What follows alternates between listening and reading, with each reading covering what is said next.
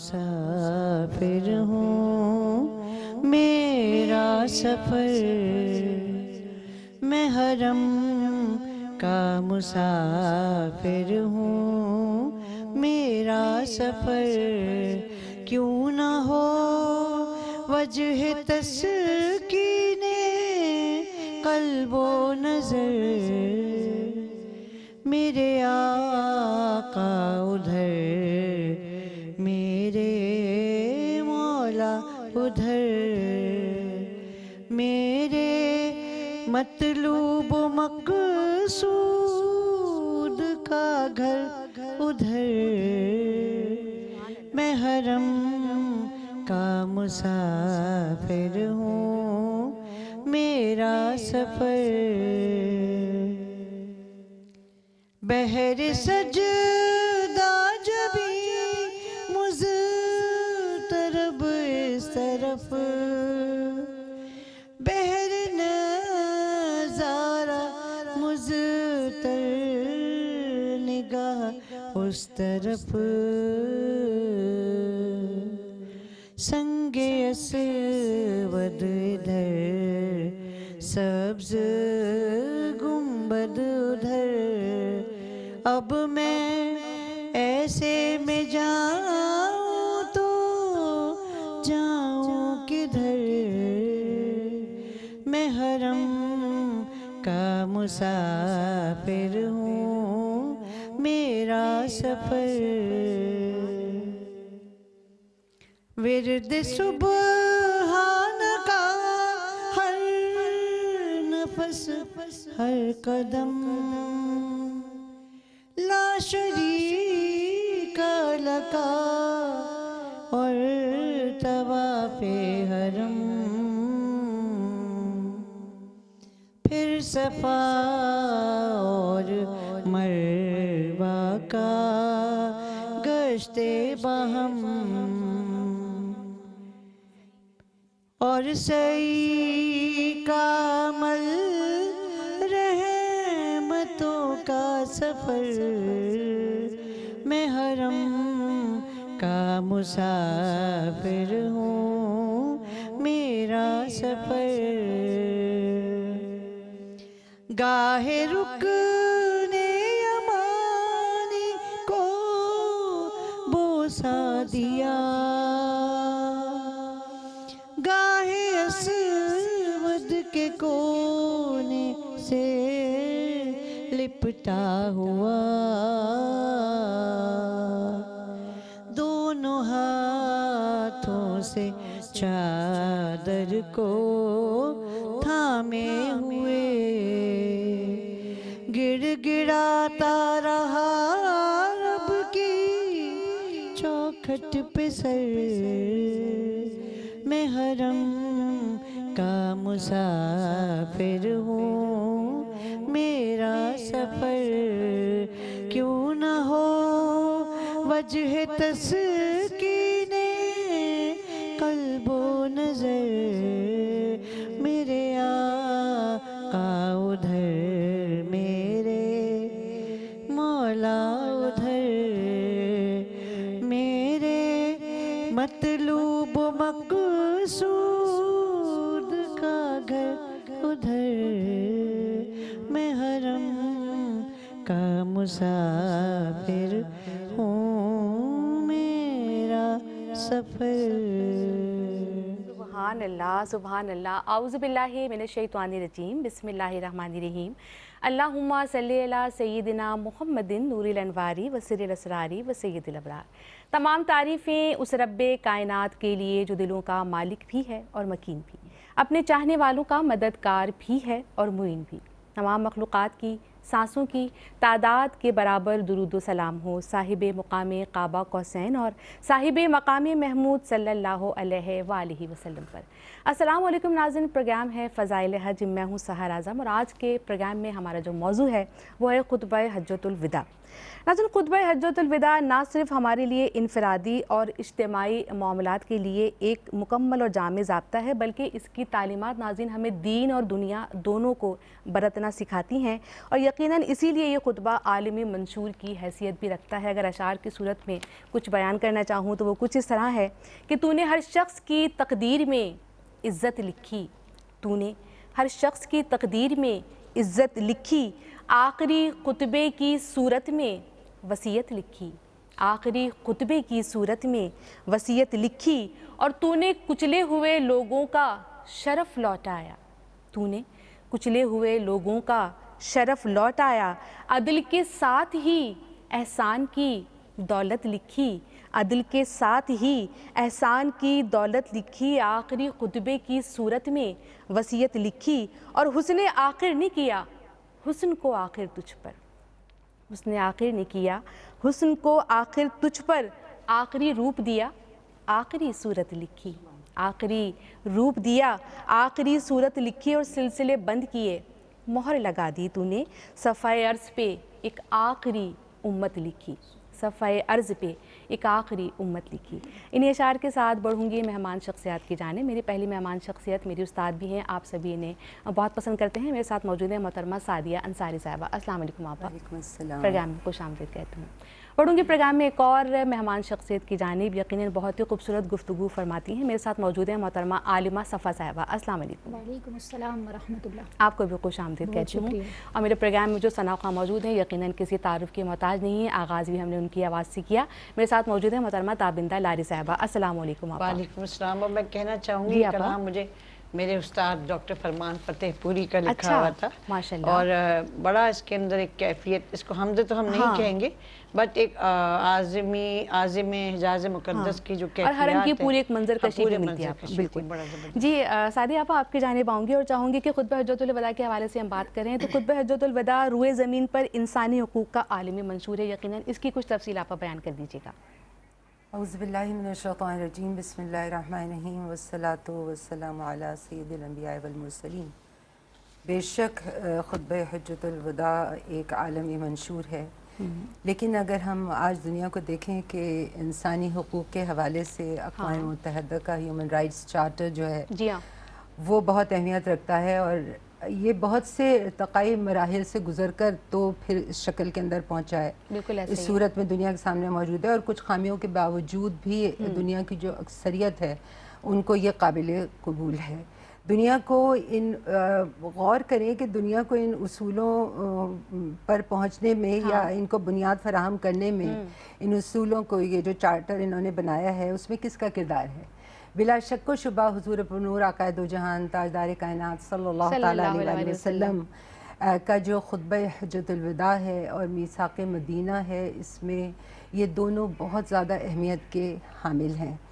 اگر ہم تاریخ کا مطالعہ کرتے ہیں تو اس خطبہ حجۃ الوداع پر چلنے والے جو ملک ہیں ان کی حالت بدل گئی، جنہوں نے ان قوانین کو اپنایا ان کی حالت بدل گئی، اور یہ وہ الہی اور نبوی منشور ہے کہ جس میں نہ صرف یہ کہ انسانی حقوق جو ہیں ان کا احترام ملحوظ ہے، بلکہ انسانی حقوق اپنی معراج پر آپ کو نظر آتے ہیں، جس میں سیاست، معاملات اور عبادات، ان تینوں کے اندر جو آپ دیکھیں گے کہ متعین اور واضح احکامات اس کے بارے میں جو ہے وہ بیان کر دیا گیا ہے۔ اس منشور میں حضور پرنور علیہ السلام نے انسانیت کی رہنمائی کے سنہری اصول بڑے ہی وضاحت کے ساتھ بیان فرما دیے ہیں۔ یہ اصول تمام انسانوں کے حوالے سے ہیں، مذہبی یا علاقائی اس کے اندر کچھ ایسا تعلق کے حوالے سے نہیں ہے، نہ ہی رنگ و نسل اور قومیت کو اس کے اندر جو ہے وہ دنیا میں بسنے والے ہر اس سے انسان بالا کے لیے تر ہو کر تمام اصول بیان کیے، اور یہ ایک عظیم الشان بین الاقوامی دستاویز ہے۔ اور آپ یہ دیکھیے کہ اس دور میں بھی جب 1450 برس پہلے آپ صلی اللہ علیہ وسلم نے یہ قوانین دیے تو نہ اس دور میں، نہ اس سے پہلے، نہ آگے، نہ پیچھے اس کی کوئی مثال ملتی ہے۔ حضور پرنور علیہ السلام نے خطبہ حجۃ الوداع جب اپنا شروع فرمایا تو اللہ کی حمد و ثنا کے ساتھ شروع فرمایا، اور اس کے بعد آپ نے خطاب کرتے ہوئے جتنے بھی حاضرین تھے، صحابہ رضوان اللہ علیہم اجمعین تھے، آپ نے ارشاد فرمایا کہ میں ایک ایسی چیز تمہارے درمیان میں چھوڑے جا رہا ہوں کہ جس کو اگر تم مضبوطی سے پکڑ لو گے تو تم کبھی گمراہ نہیں ہوگے، وہ ہے اللہ کی کتاب اور اللہ کے نبی کی سنت۔ سبحان پھر آپ صلی اللہ علیہ وسلم نے فرمایا کہ لوگوں بے شک تمہارا رب ایک ہے، تمہارا باپ ایک ہے، اور آپ نے فرمایا کہ نہ عربی کو عجمی پر، نہ سرخ کو سیاہ پر، نہ سیاہ کو سرخ پر کسی کو فضیلت نہیں ہے ایک دوسرے پر سوائے تقویٰ کی۔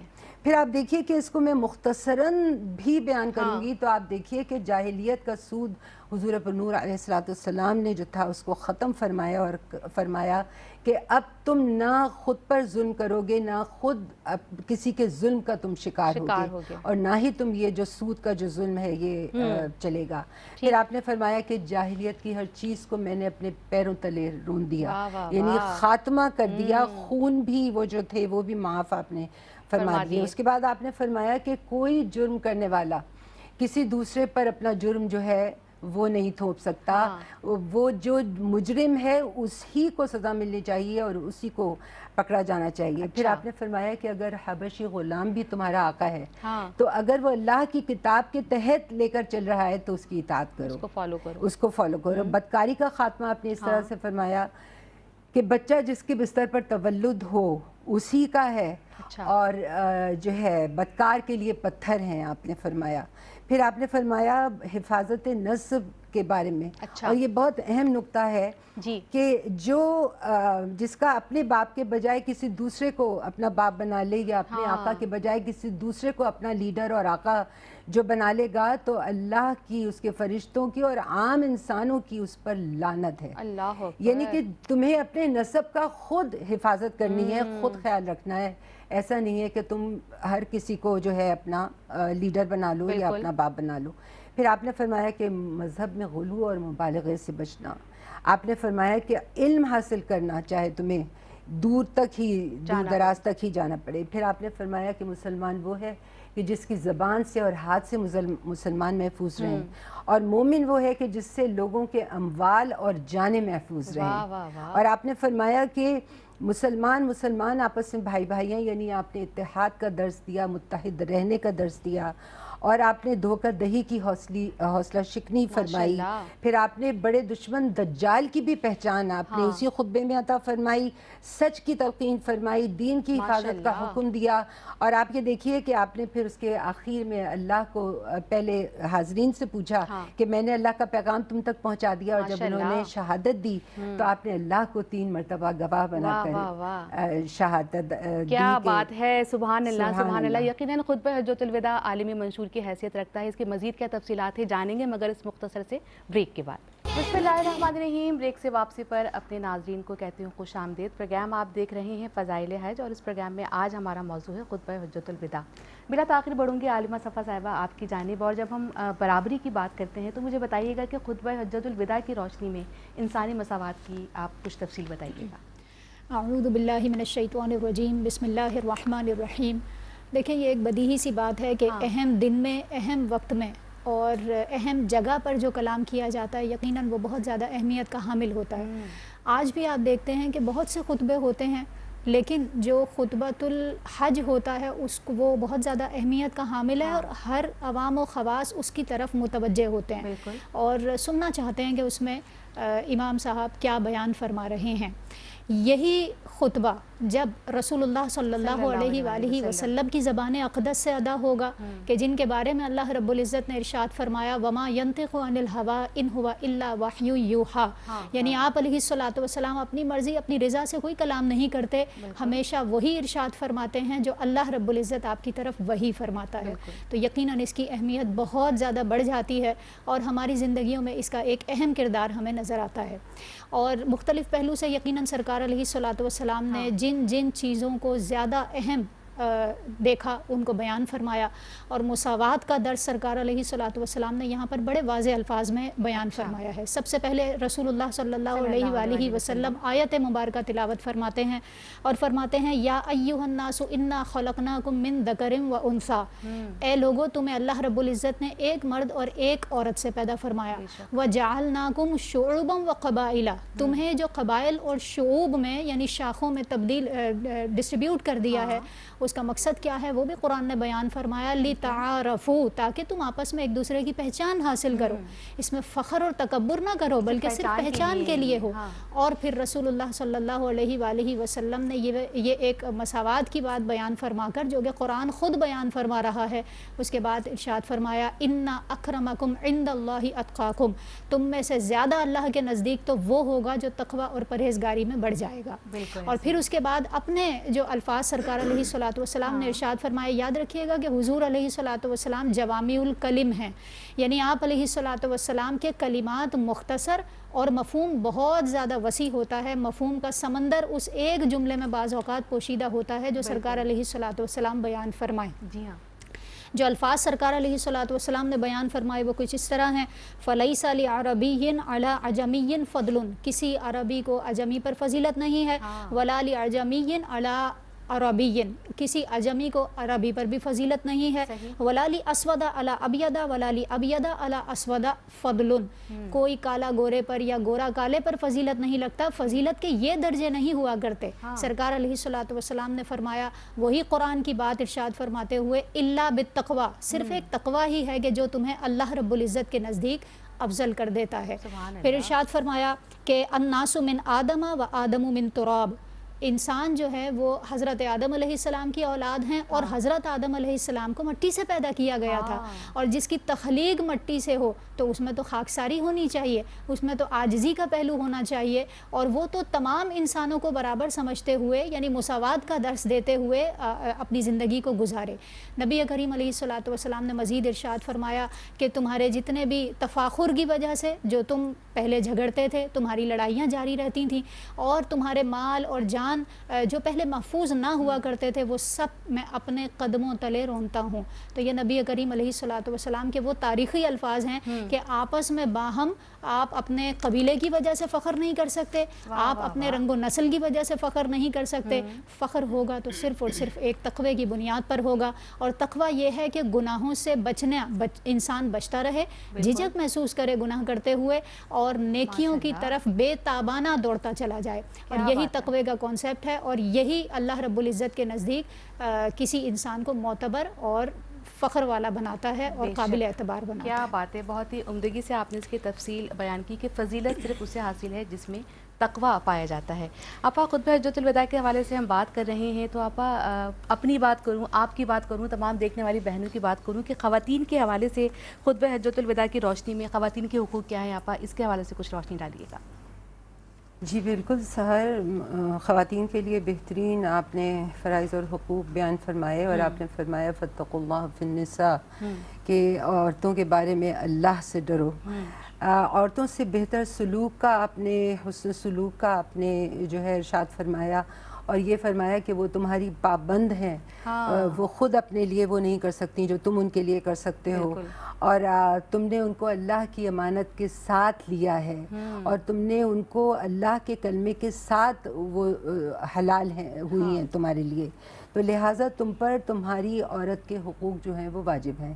اسی طرح سے عورت کے فرائض بھی آپ نے ساتھ ہی فرمائے کہ عورت بغیر اجازت کے شوہر کا مال جو ہے وہ کسی کو نہ دے، اور بغیر اجازت کے اپنے گھر میں اس کو نہ آنے دے جس کو شوہر نے منع فرمایا ہے، اور امانت میں خیانت بالکل نہ کرے، نہ ہی کوئی بے حیائی کا کام کرے، اور اگر وہ ایسا کرے تو شوہر کو، مرد کو اجازت ہے کہ اس کو معمولی جسمانی سزا دے، اور اگر وہ باز آ جائے تو پھر اس کو اچھے سے اچھا کھلاؤ اور پہناؤ، یہ آپ نے حکم صادر کیا۔ اور پھر ایک اور روایت کے اندر ہے کہ میں تمہیں 2 کمزوروں کے بارے میں وصیت کرتا ہوں۔ نبی مکرم صلی اللہ تعالیٰ علیہ وآلہ وسلم نے فرمایا کہ وہ 2 کمزور خود اپنا حق وصول نہیں کر سکتے، اس میں سے ایک یتیم ہے اور ایک عورت ہے۔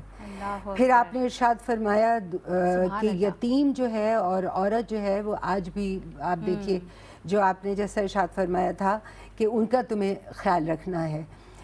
آپ دیکھیے کہ آج بھی یتیم اور عورت کس قدر مظلوم ہیں اور کتنے بے بس ہیں, خواہ مشرق ہو یا مغرب, آپ اس دونوں طرف دیکھتے ہیں. اگر ہم اپنے معاشرے کی بات کریں مختصراً, جو میں کہوں گی کہ یہاں بھی جو ہے دو طرفہ ظلم عورت کے اوپر ہو رہا ہے, یعنی کہ اس کو حق مہر ادا جن عورتوں کو نہیں ادا کیا جاتا وہ تقریباً 75% ہیں. اچھا, صرف 10% عورتیں ہیں جن کو وراثت ملتی ہے, 90% عورتوں کو وراثت نہیں ملتی ہے. اور اس معاشرے میں مطلب اس قدر یہ ایک المیہ ہے کہ عورت بکتی ہے, اور بعض جگہوں پر باپ اس کی قیمت وصول کر رہا ہوتا ہے. اور پھر یہ کہ قرآن نے پاک سے شادی اس کی جاتی ہے, یہ دوسرا المیہ ہے, اور یہ قرآن پاک کی کتنی بڑی توہین ہے. تو ہمارے آقا مولا تاجدار کائنات صلی اللہ تعالیٰ علیہ وآلہ وسلم نے اتنا حسین ہمیں نظام جو ہے اس خطبہ حجۃ الوداع کی شکل کے اندر چارٹر جو ہمیں دیا ہے. اگر آپ مغرب کی طرف دیکھیں تو مغرب نے کیا کیا, عورت کو باہر نکال لیا, اس کو کارخانے اور اپنے دفاتر کے اندر لے آئے. یہ کہا کہ ہم برابر کے حقوق دے رہے ہیں, حالانکہ اس کے حقوق میں نہیں فرائض میں اضافہ کیا ہے مغرب نے. بالکل ایسا ہی ہے, اس کی مشکلات میں, اس کی فرائض میں مشکلات میں اور فرائض میں اضافہ کیا ہے. دین اسلام نے مکمل آئلی قوانین دیے ہیں اور حقوق بیان کی ہیں, اور ایسے ہیں یہ کہ جو کسی اور دین اور ازم کے اندر آپ کو نہیں ملیں گے, کسی اور مذہب میں نہیں ملیں گے. دنیا کے مختلف مذاہب اور قوانین کی تعلیمات کا اگر ہم جائزہ لیں تو اور ان کا مقابلہ کریں تو دین اسلام کا جو منفرد اور ممتاز کردار ہے وہ آپ دیکھیے کہ عورت کو اسلام نے وقار اور اعتبار کی بحالی دی ہے, جو ہے سماج میں مناسب مقام دیا ہے.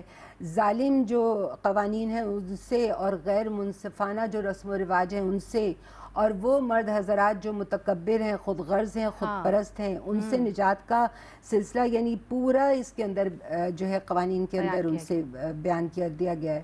تو اگر یہ معترضین جو ہیں اس چارٹر کے, اگر وہ اس طرف نگاہ ڈالیں تو وہ دیکھیں گے, ان کی آنکھیں کھلی کی کھلی رہ جائیں گی کہ کس حد تک جو ہے وہ ہمارے ساتھ انصاف ہوا ہے اس خطبے کے اندر جو ارشاد آپ نے فرمایا اور جو تعلیمات دین ہیں.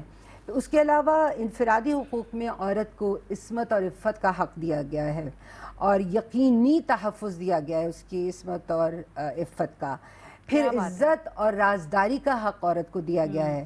یہ جو ہے عورت کی عصمت اور عفت کی حفاظت, رازداری کے حق میں وہ جو ضمانت ہے وہ اس میں مضمر ہے, اس کا جو رازداری کا حق ہے. تعلیم و تربیت میں حضور پرنور علیہ السلام نے اسی طرح سے کہ جیسے مرد حضرات تعلیم حاصل کریں, عورتوں کو بھی تعلیم حاصل کرنی ہے, ان کی بھی تربیت اور تعلیم اسی نہج کے اوپر کی جائے. پھر حسن سلوک کا معاملہ ہے تو اس کے اندر بھی کہ بہت نرمی کا سلوک کیا جائے عورت سے, اور زندگی کے تمام عام معاملات کے اندر اس کے ساتھ عفو درگزر کا معاملہ کیا جائے. واعفو واصفحوا یہ قرآن کا بھی حکم ہے. تو بہت محبت پہ مبنی سلوک کیا جائے. اسی طرح جب ملکیت اور جائیداد کی بات ہوتی ہے تو اس کے اندر بھی عورت کو یہ بھی حق دیا کہ تم خود کام کر سکتی ہو, اور وہ جو تم کام کر کے کماؤ گی وہ تمہاری ملکیت ہے, اور جو وراثت املاک میں سے تمہیں جو ملتا ہے, وراثت میں جو ملتا ہے اس کی بھی تم مالک ہو, اور وہ ملکیت بھی تمہاری. کیا بات ہے. خواتین کے حقوق کے حوالے سے بات کی گئی, اور ہم دیکھتے ہیں کہ دنیا بھر میں جہاں خواتین کے حقوق کے لیے برابری کا نعرہ لگایا جاتا ہے, وہاں ہمارے دین اسلام میں برابری سے بھی بڑھ کر عورت کو عزت, عظمت, یہاں تک کہ ماں کے قدموں تلے جنت بھی رکھ دی گئی ہے. اور بڑھوں گی میں عالمہ صفا فاطمہ صاحبہ آپ کی جانب. مجھے بتائیے گا کہ خطبہ حجۃ الوداع کی ہم بات کر رہے ہیں تو بنیادی انسانی حقوق کی کیا اہمیت ہے, اور یہاں سے خطبہ حجۃ الوداع سے ہمیں کیا تعلیمات اور ملتی ہیں, کچھ بتائیے. جی دیکھیں, سب سے پہلے تو یہ ذہن میں رکھیں کہ دین اسلام ہی سب سے بڑھ کر حقوق کی محافظت کرنے والا ہے. ٹھیک ہے. وہ کسی بھی لیول پر حقوق ہوں, حقوق کی پہچان ہی دین اسلام نے کروائی ہے. حقوق اور فرائض کون کون سے ہیں یہ دین اسلام ہی ہمیں صحیح طور پر اس کے بارے میں گائیڈ لائن دیتا ہے. اور نبی کریم علیہ الصلوۃ نے آخری خطبہ حج کے موقع پر بھی اس کے حوالے سے بالکل واضح انسٹرکشنز ہمیں دی ہیں. نبی پاک علیہ الصلوۃ کے الفاظ مبارکہ پہلے میں یہاں پر ادا کرنا چاہوں گی. یا معاشر قریش لا تجیئوا بالدنیا تحملونها علی رقابکم, اے لوگو اللہ کی بارگاہ میں دنیا سے اس طرح نہ جانا کہ تمہارے کندھوں کے اوپر بوجھ ہو. اور وہ بوجھ کون سا ہو اس کی بھی وضاحت بیان فرمائی. لوگوں کی جان, لوگوں کی مال, ان کی عزت، یہ سب کچھ محفوظ ہونی چاہیے اور اس میں تمہاری دست درازی نظر نہیں آنی چاہیے. اسی لیے نبی کریم علیہ الصلوۃ والسلام نے ارشاد فرمایا ان دماءکم و اموالکم و اعراضکم علیکم حرام، لوگوں کے مال، لوگوں کی جان اور لوگوں کی عزتیں تم پر حرام ہیں. اچھا پھر وہ حرام کب تک ہیں اس کی بھی وضاحت بیان فرمائی. الا ان تلقوا ربکم، اس وقت تک حرام ہے جب تک تم اپنے رب سے ملاقات کرو، یعنی زندگی میں کبھی بھی تم ان کے لیے ان کے حقوق کی پامالی نہیں کر سکتے. اور پھر بیان فرمایا کہ اس کی حرمت کا اندازہ اس بات سے لگاؤ کا حرمتی یومکم ھذا و کا حرمتی شہرکم ھذا و بلدکم ھذا. یعنی رسول اللہ صلی اللہ علیہ وآلہ وسلم نے فرمایا یہ لوگوں کی جان، مال، عزت تم پر اسی طرح حرام ہے جیسے آج کا دن اور یہ شہر اور یہ مقام تم جو اللہ رب العزت نے حرمت والا قرار دیا کہ عرفات کا دن خود عزت والا محترم ہے. پھر اسی طرح حرم میں داخل ہونے کے بعد ہر انسان، ہر مسلمان کا یہ ذہن ہوتا ہے کہ میں نے بہت ساری چیزیں ایسی جو میں حرم سے باہر میرے لیے یا حالت احرام میں جائز تھی لیکن اس مقام پر میرے لیے جائز نہ رہیں، تو ان کا بھی خیال رکھنا ہے. پھر جس طرح میں گناہوں سے ویسے ہی بچ رہا تھا اور شریعت مجھ سے ویسے ہی مطالبہ کر رہی تھی حرم میں آ کر بدرجہ اولا مجھے اس کا اہتمام کرنا ہے. پھر اس شہر کی حرمت کی وجہ سے یہ اہتمام کرنا ہے، اس دن کی حرمت کی وجہ سے اہتمام کرنا ہے. تو یہ کانسیپٹ ہونا چاہیے کہ جب یہاں پر ایک مسلمان حرم میں داخل ہوتا ہے خود بخود اس کا یہ ذہن بن جاتا ہے کہ مجھے بہت ساری چیزوں سے بچنا ہے. اسی طرح جب آپ کے سامنے ایک مسلمان ہو اس کے حقوق کی محافظت کرنا بھی آپ کی ذمہ داری ہے. اور اگر اس کی جان یا مال یا عزت یا آبرو کی بات آتی ہے تو آپ خود محافظ ہوں اور آپ خود اس کی حفاظت کرنے والے ہوں. اس کو ایذا دینے کے لیے آپ کے ہاتھ نہ اٹھیں، اس کو دعائیں دینے کے لیے آپ کے ہاتھ اٹھنے چاہیے. یہی کانسیپٹ سرکار علیہ الصلوۃ والسلام کے آخری خطبے سے ہمیں مل رہا ہے. آخری بات یہ عرض کروں گی کہ نبی کریم علیہ الصلوۃ والسلام نے یہ جو ہم محافظت کریں گے تو پیش نظر کیا ہونا چاہیے؟ فَيَسْأَلُكُمْ عَنْ أَعْمَالِكُمْ، اللہ رب العزت کی بارگاہ میں تمہیں پیش ہونا ہے. جب تصور یہ ہوگا تو خود بخود گناہوں سے بچنے کا ذہن بن جائے گا. بے شک بے شک جب ہمیں یہ احساس ہوگا کہ ہمیں اللہ کی بارگاہ میں پیش ہونا ہے تو خود ہی گناہوں سے ہم بچے رہیں گے. اور پروگرام فضائل حج جاری ہے، خطبہ حجۃ الوداع کے حوالے سے ہم بات کر رہے ہیں، مگر فی الحال پروگرام میں شامل کریں گے ایک بریک. آپ سب سے ملاقات ہو رہی ہے اس مختصر سے بریک کے بعد.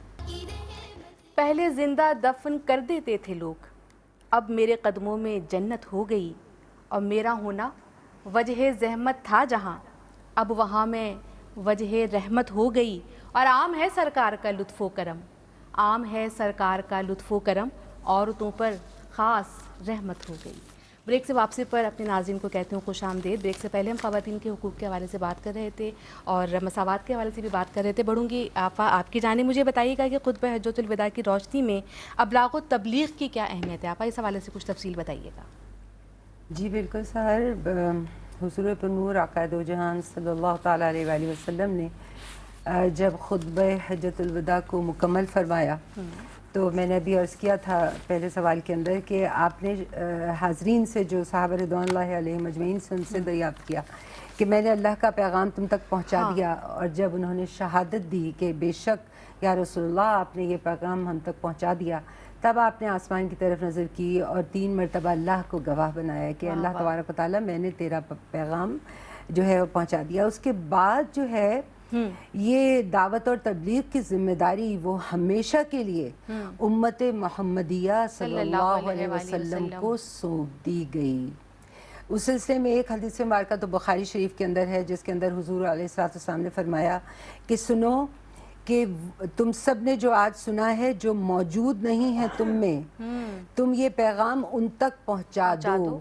اور فرمایا کہ جن تک یہ پہنچے تو ان میں شاید زیادہ سمجھنے والے ہوں اور زیادہ محفوظ کرنے والے ہوں. ٹھیک ہے، یہ تو بخاری شریف کی روایت ہے. اور دوسری روایت کے اندر آقا دو جہان صلی اللہ تعالیٰ علیہ وآلہ وسلم نے فرمایا کہ لوگوں مجھے نہیں معلوم کہ میں اس مقام پر آج کے بعد تم سے مل سکوں گا یا نہیں. تو جو تم نے ہدایات مجھ سے سنی ہے، جو پیغام اللہ کا تم تک پہنچا ہے وہ تمہیں دوسروں تک پہنچانا ہے. اور شاید ان میں زیادہ سمجھدار لوگ ہوں.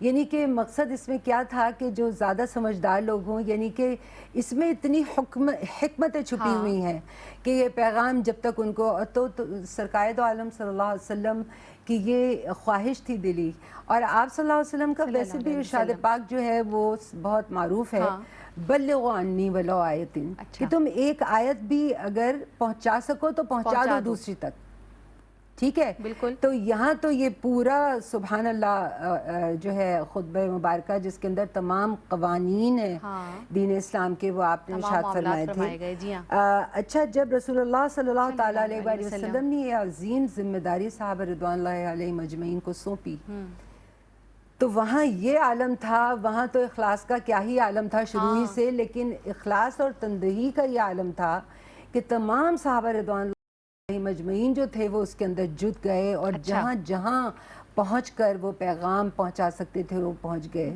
پہنچاتے رہے، حتیٰ کہ لکھا گیا ہے تاریخ میں کہ آخر وقت جن جن کا آیا وہ اس وقت بھی اسی فکر کے اندر اس دنیا سے جو ہے وہ تشریف لے جا رہے تھے، کہ اسی فکر کے اندر کہ ہم نے کیا حق ادا کر دیا پیغام پہنچانے کا، اس قدر اخلاص اور اس قدر تندہی کے ساتھ پہنچایا گیا۔ تو دعوت و تبلیغ کا جو مشن ہے یہ ایسا مشن ہے کہ جو عہد صحابہ کے رضوان اللہ علیہم اجمعین میں کس قدر دور دراز تک پھیلا اور کس قدر کثرت سے پھیلا اور کس قدر تیزی سے پھیلا، یہی وہ جوش تھا، وہ جنون تھا، وہ جذبہ تھا جو صحابہ رضوان اللہ علیہم اجمعین میں آیا۔ اب ہر دور کے علماء اور صلحاء جو ہیں ان کی یہ ذمہ داری ہے، بلکہ میں یہ کہوں گی کہ جو اسلام نے ہمیں دعوت اور اجتماعیت کا جو دین ہے اس نے ہر مسلمان پر یہ ذمہ داری کر دی ہے۔ کیوں؟ اب ہم اس کو لنک کریں گے قرآن مجید فرقان حمید سے، کہ تمہارا جو دعوت اور دعوت کا جو پہلا جو دائرہ ہے وہ اور جو بنیادی دائرہ ہے وہ تمہارا گھر ہے۔ کیا بات ہے! تمہیں اپنے گھر سے یہ جو ہے تبلیغ شروع کرنی ہے، جو شخص جہاں بھی ہے لیکن اپنے گھر سے شروع کرو، اپنے گھر سے شروع کرو، چراغ سے چراغ جلاؤ، یہ حکم ہے۔ حضور پر نور علیہ السلام نے جو تمام ہدایات عطا کی وہ معاشرتی بھی ہیں اور انفرادی بھی ہیں، اجتماعی بھی ہیں، اور نہ صرف یہ کہ تمام اصول آپ نے ارشاد فرما دیے بلکہ طریقے بھی بتلا دیے اور سلیقہ بھی سکھا دیا۔ سبحان اللہ، ماشاءاللہ، کیا بات ہے! آپ بہت ہی عمدہ گفتگو آپ کے ساتھ رہی، آپ پروگرام میں تشریف لائیں، آپ کا بہت شکریہ ادا کرتی ہوں۔ عالمہ صفا فاطمہ صاحبہ، آپ کے ساتھ بھی بہت خوبصورت نشست رہی، آپ کا بھی بہت شکریہ ادا کرتی ہوں۔ آپا، آپ کا بھی بہت شکریہ ادا کرتی ہوں۔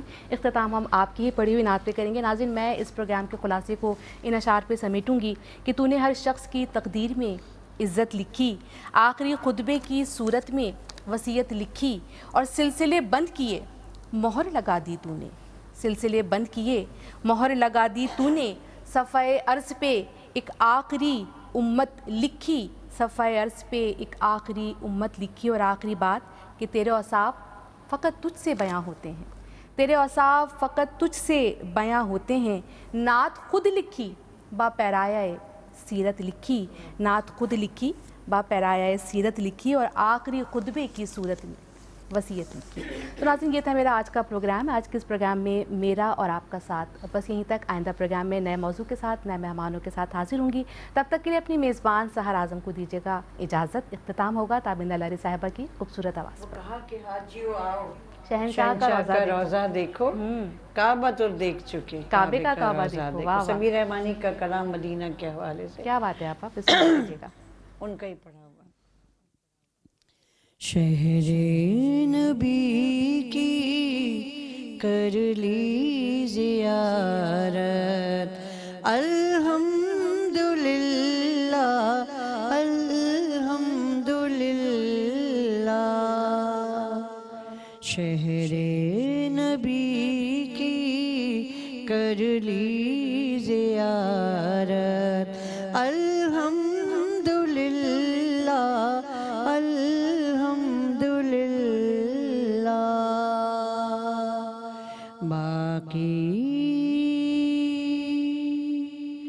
باقی نہیں دل میں اب کوئی حسرت، الحمدللہ الحمدللہ، الحمدللہ الحمدللہ۔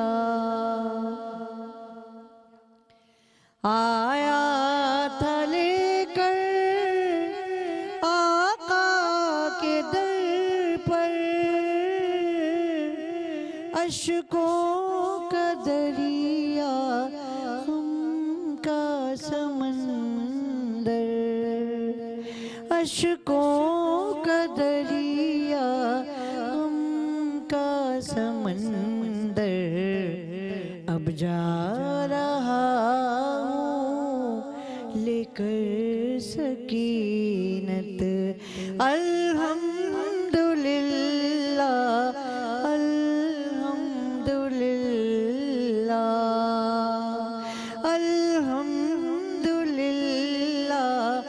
अल्हम्दुलिल्लाह।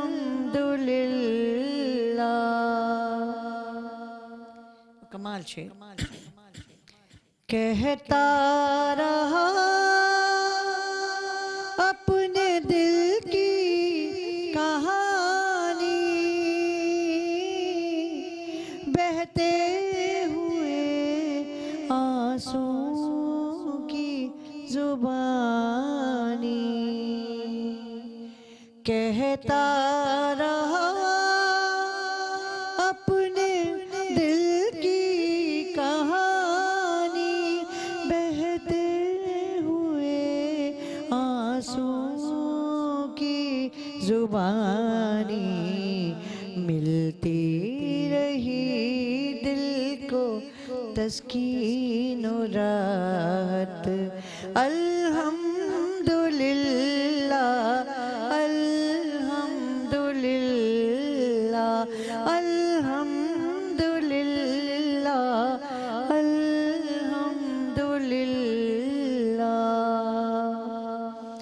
नजरों में रोजे का नूर आ गया है, जर्रे के दामन में तूर आ गया है, जर्रे के दामन में तूर आ गया है। मिटती रही दिल से हर एक जुल्मत। अल्हम्दुलिल्लाह अल्हम्दुलिल्लाह अल्हम्दुलिल्लाह अल्हम्दुलिल्लाह।